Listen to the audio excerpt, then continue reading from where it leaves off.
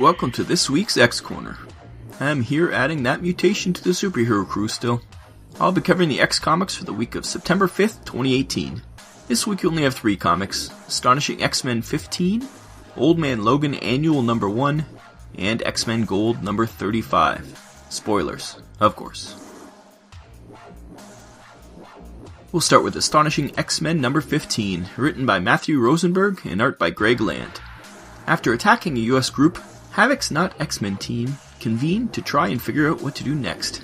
At a diner, Beast wants them to turn themselves in, but Alex isn't so sure. A paparazzo shows up to ask Dazzler some questions, including what she's doing with known terrorists. It seems their status has changed in the superhero community. The team jumps on a city bus, and Alex admits he created the team to protect himself, since he thinks Bastion put something inside him when he was a bad guy that everybody wants. The team are mad that he didn't say something earlier, and Alex pretty much disbands the team. He ends up at the villain bar with no name to drink himself silly. But Warpath followed him. Warpath says that Havoc's brother taught him many things, including loyalty, and he joins up with Havoc not as a spy for Kitty, but to help him out. Meanwhile, the rest of the team is adjourned to Peter's bachelor pad. They are soon attacked by the government group, who's called ONE, and are captured. Back at the bar, they see on the news that the rest of the team has been captured, and Havoc figures out that ONE and the Reavers must be fighting each other, since his team was blamed for a bunch of Reaver deaths. Warpath questions his logic, but Havoc says he's more of a gut guy than a brain guy. Havoc gets an idea, and he and Warpath go to recruit some help from the rest of the Reavers. This book was really good. There were character moments all over the place, and subtle quips that felt like friends sniping at each other. I did enjoy all the stabs at Dazzler for having an empty club gig that kept coming up. I also liked the panel when the team was being captured on the news in the bar with no name, with the wrecking crew cheering on. Very random and very funny. Greg Land does feel a little bit Tracy here and there, especially with the female faces, but there is one good shot of Colossus with metallic beard that makes up for it. The idea of the X-Men teaming up with the Reavers at the end is also something I think has never been done before, so I can't wait to see that happen next issue. Overall, I like the slower pace of this book, with barely a fight happening here. The art did drag it slightly down, so I'll give it an 8, but so far this series is something I can't wait to read. Who knew the Sad Sack X-Men would be so fun? Then there's Old Man Logan Annual number 1, written by Ed Brisson and art by Simone DeMeo, with an Old Man Punisher backup by Ryan Caddy and Hayden Sherman. This is the way annuals should be. 2 stories set in the Old Man Logan post-apocalypse. The first has Logan stumble across a town destroyed by the Punishers, a Mad Max-like gang who emulate the Punisher Ovs. They killed all the men and took all the children. Logan pledges to get them back. He tracks the gang across the wasteland until he finds their base. He rides up to the gate and demands to see their leader. He promptly gets shot in the head. He wakes up and finds he's been saved by Frank Castle, or Old Man Punisher as you will. Punisher's in a sad state, as he says his memory is fading, and he needs to destroy the Pretenders to get it back. Logan agrees to team up, since he needs the help. The 2 old guys ram Punisher's van through the gate and start killing everyone. Punisher confronts the leader of the gang, and Logan goes off to free the kids. Old Man Punisher gets beat down by the leader, and even Old Man Logan can't beat the brute. He is then shot in the head by one of the kids Logan had freed. Logan finds Frank on death's door, but Frank has one last request. It's to see the book the Punishers were using as a type of Bible. The kid goes and gets it, and it's Frank's journal with pictures of his family in it. His memories, as you will. He then dies, and Logan leads the kids back to their homes. But the kid who shot the bad guy has a Punisher skull in his back pocket. This first story was like watching The Unforgiven, but with Frank Castle in the Clint Eastwood role.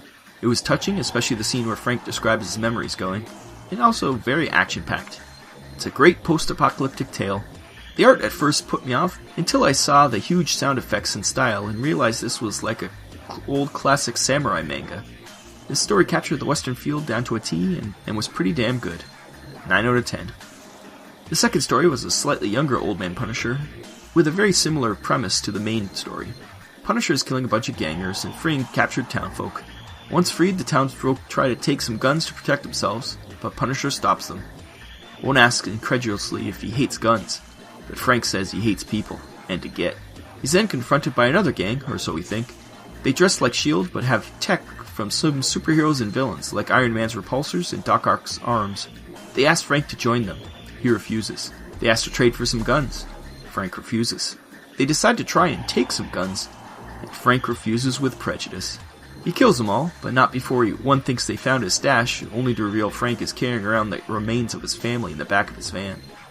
As he kills the last of them, the person says they're wearing body cams and their boss is watching. They're trying to start a war. Frank says they don't know what war is, and he's going to show them. On the other side of the camera, though, is a guy who does know war. It's Old Man Nuke. The story ends there, but I bet we'll see more of this in the future.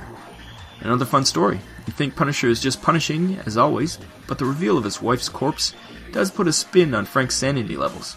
The art is great in a Keith Giffen Trencher sort of way.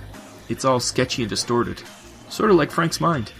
I will read an Old Man Frank book, especially if Hayden Sherman is drawing. It could be some more fun times. 8 out of 10.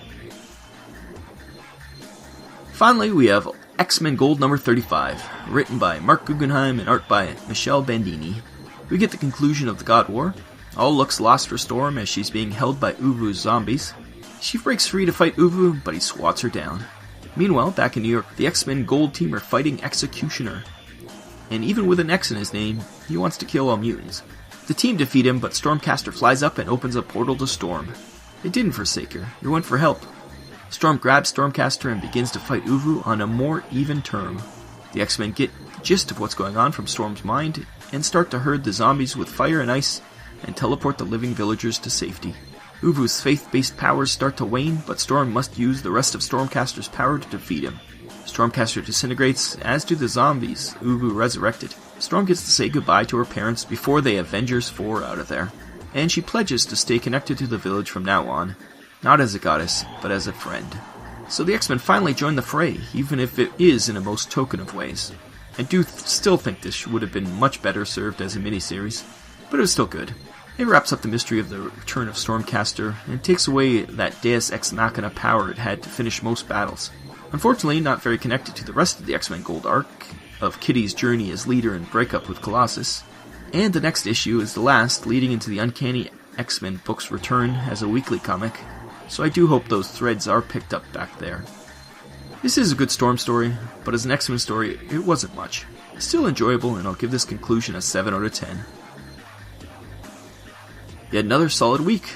All these series wrapping up for the relaunch, I think we'll have a lot of good weeks, because it's all full of what I like, nostalgia and drama. Let's hope the relaunch continues to provide these when it happens. I'll see you next week.